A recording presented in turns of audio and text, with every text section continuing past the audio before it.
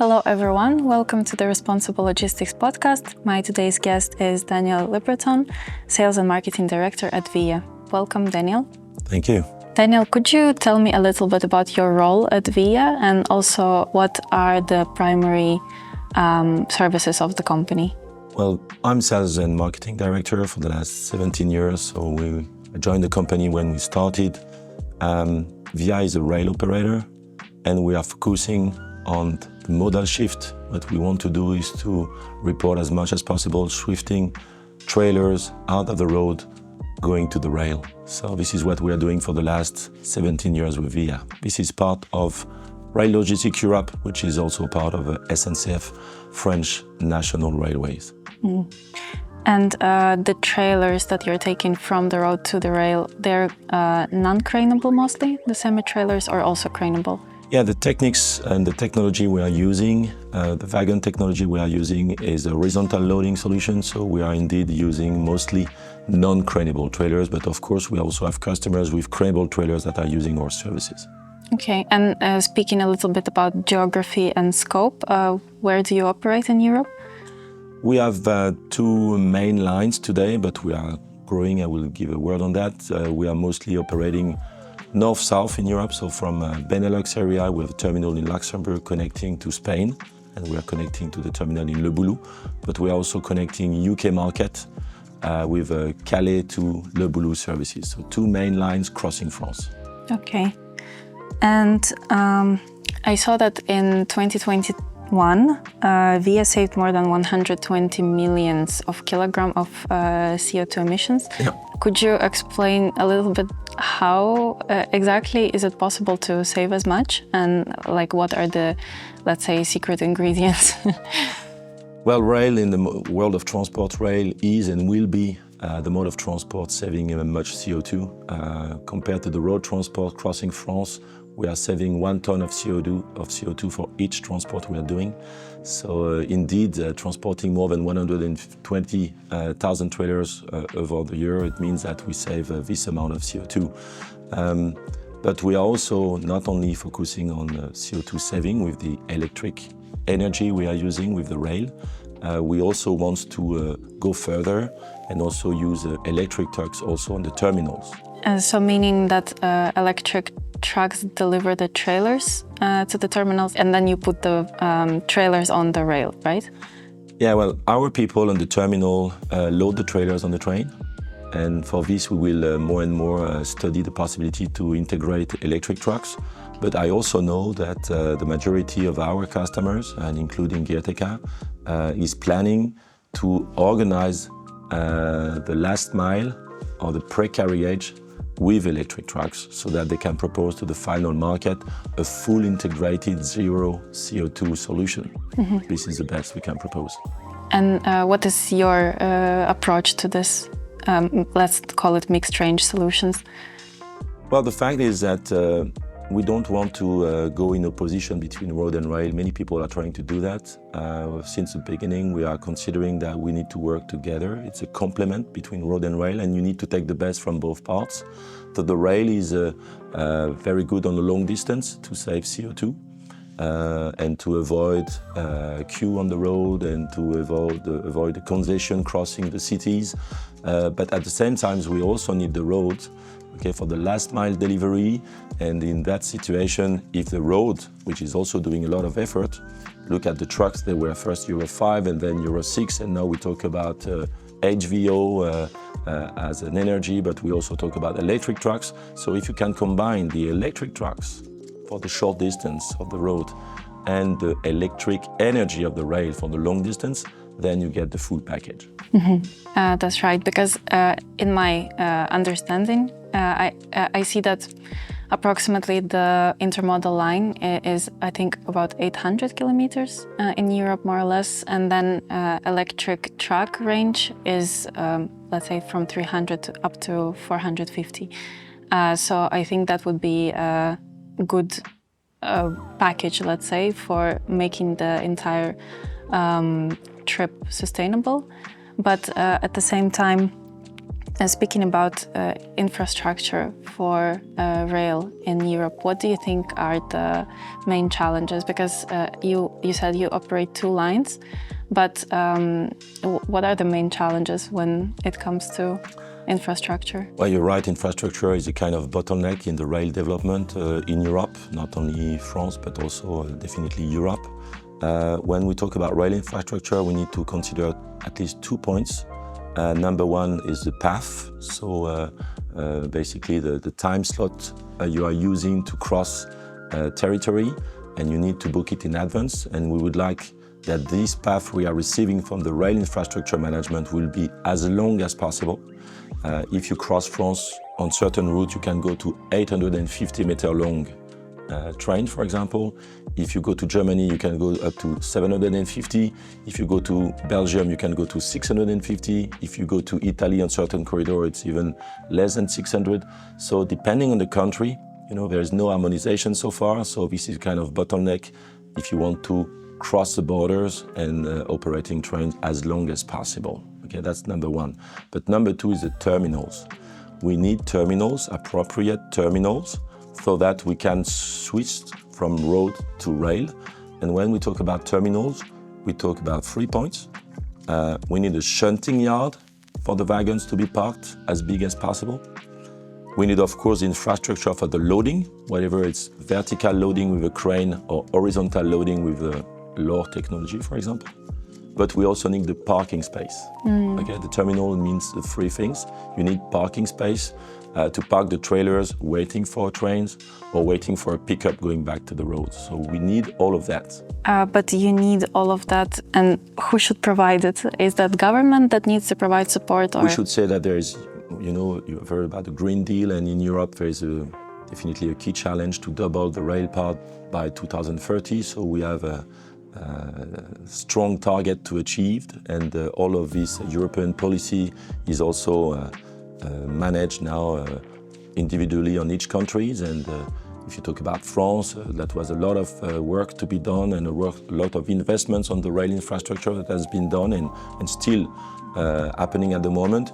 If you look at Spain, and talking about Spain, we of course listen to what we call the Corridor de la Mediterráneo, so the Mediterranean corridor, so that the trains can not only cross France but also go down to Barcelona, which is effective today, soon will be effective to Valencia, and also furthermore to the south. So that's key.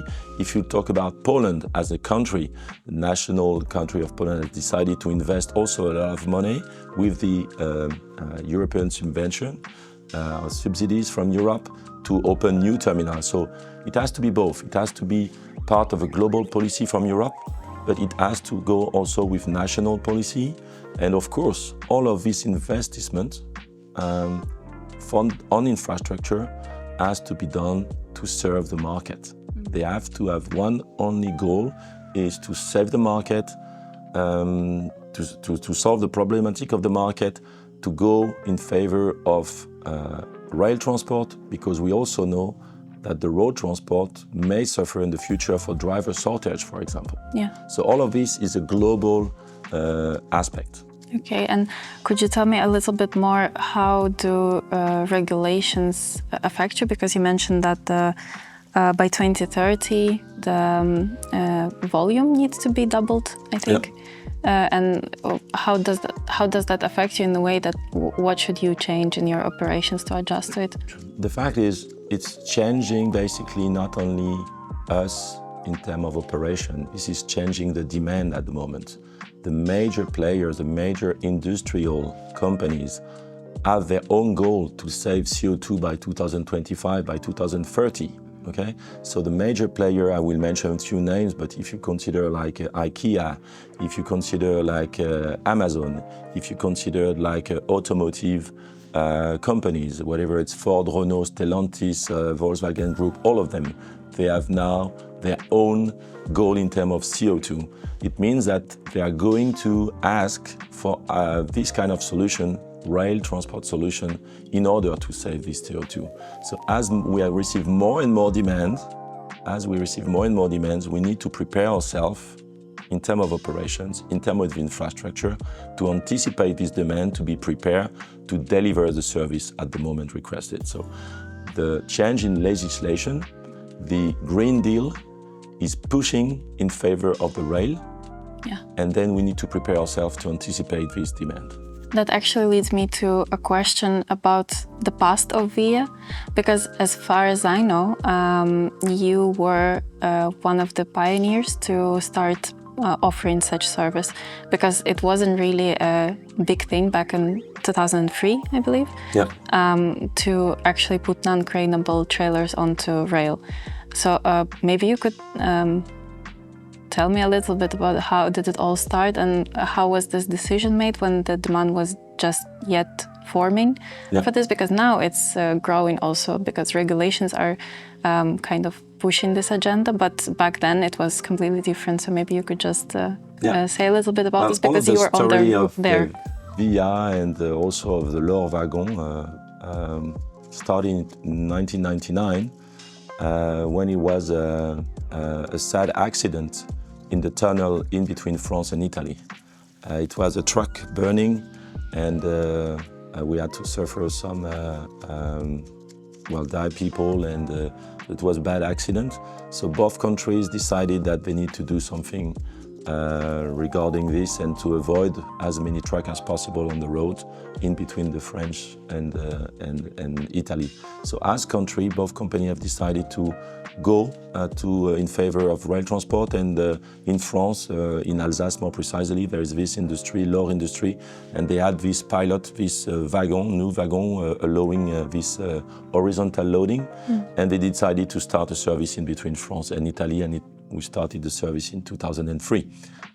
Later on, and this is when I joined the company in 2007, this technology of wagon was used on a longer distance, and that was the longest rail motorway in Europe, more than 1,000 kilometers, even more than the 800 you were mentioning, so 1,000 kilometers between Luxembourg and Spain. As a pioneer, you get an idea, you consider this is a good idea, but there are very few who get your idea, so you need to convince.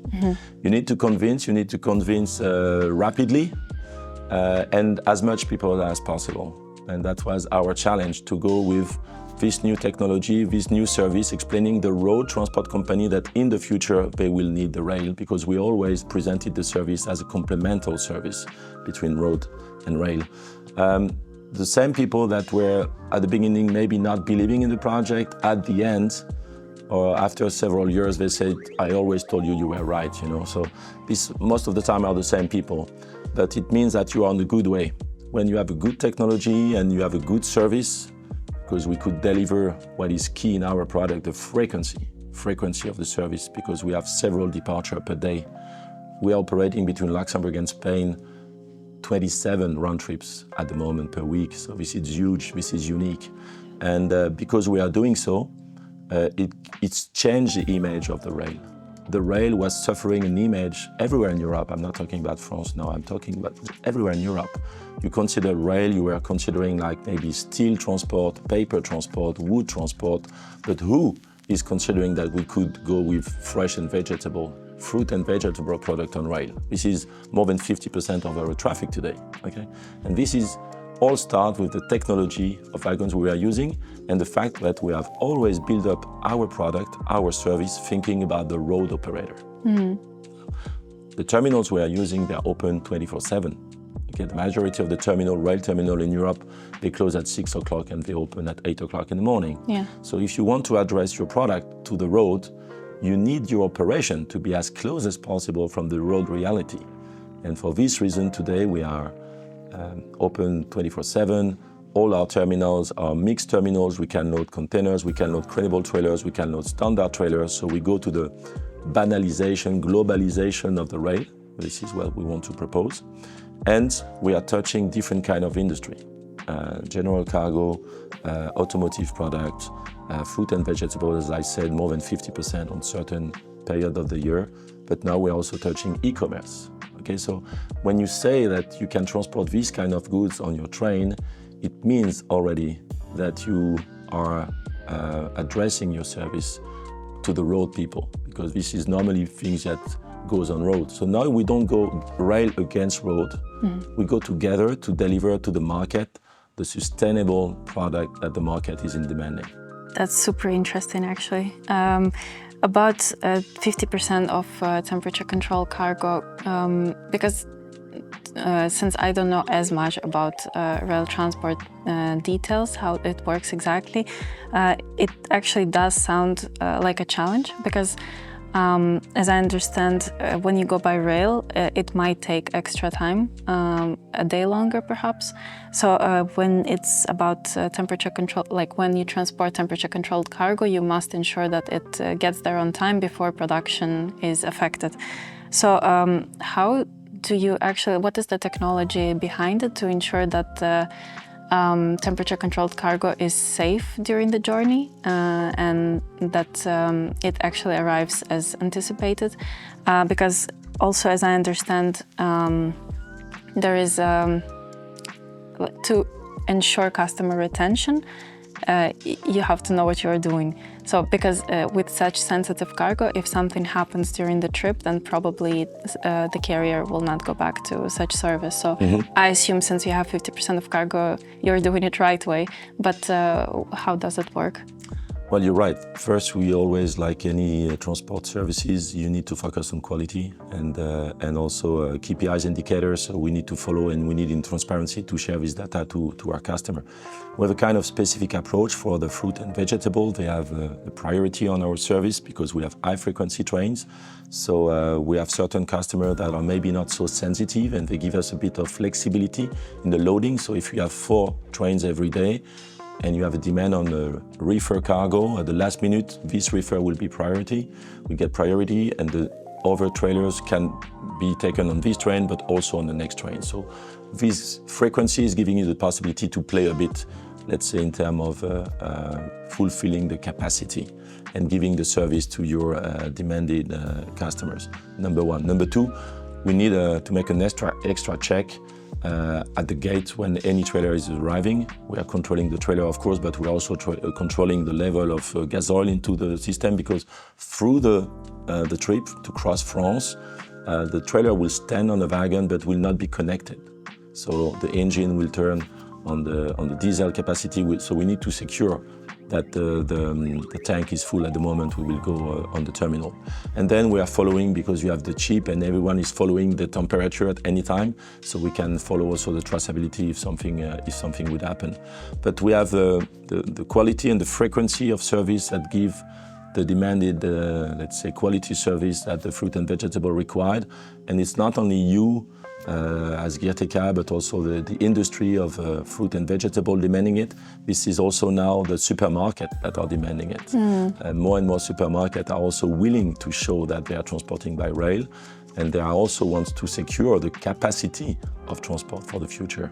So you're right, quality is very important. It's very important for VIIA as a rail operator to show that we can transport this kind of goods, because it means that we have the service behind and the quality expected. And the more we transport, the more comes as demand to us. Okay. It's also clear that we feel right now in the market that even if we need to be at the right condition in terms of price, in terms of quality service, that's for sure, that's a basic. But more and more, the key word is capacity. For the future, the industry, road industry, will face a strong driver shortage for sure. Certain companies more than others, but the key word will be capacity. It's important right now in the market that people consider that if they want to be part of the multimodal world, if they want to be part of the transport, they need to switch right now. Some people have done it already like 20 years ago. Some people done it like 5 years ago. Some people still do it today. It's not too late, but they have to do it now if they want to secure space on the rail infrastructure. Because as you mentioned, the road demand is growing globally, more or less according to the actual situation, but globally the demand will grow and the rail infrastructure will have its limits. So if you want to be part of it, you need to step in right now. Okay. You also mentioned that supermarkets and retail it demands rail transport as part of logistics. Why do you think is that? Is that also because they have to report on Scope 3 or? This is about Scope 3, this is about Green Deal obligation, but this is also about the image you want to deliver to your customer. I think you see more and more packaging where you see that the product was transporting, or is that energy-wise, is it A, is it B, is it C? And this will probably come, this kind of label will probably come for the CO2 emission as well very soon. So the image, the citizens of Europe are asking for more and more green transport. And now this is also a key to be different from the rest of the market if you can show to your customer that indeed you are active into this sector.